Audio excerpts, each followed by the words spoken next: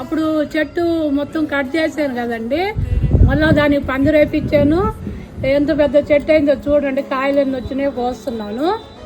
ఒకసారి చూడండి, వచ్చినండి నిండా వచ్చినాయి. దొండ చెట్టు చచ్చిపోదండి, ఇప్పుడు కట్ చేసినా మళ్ళీ దొండకాయలు వస్తూనే ఉంటాయి. దాన్ని తీసేయాలంటే కూడా పోదు, దాని బయటకు అది వస్తూనే ఉంటుంది. చూడండి ఎన్ని వస్తాయో, మస్తు పెద్ద చెట్టు అయింది.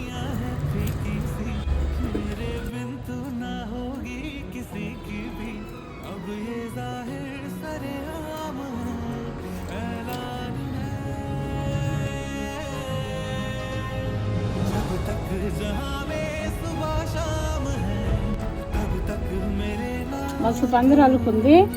పూల చెట్టు చాలా పెడుతున్నా కానీ బాగా పెద్దగైనా చూపెడతాను. మొత్తం నీళ్ళే పండిస్తాను, నీళ్ళే పడతారు.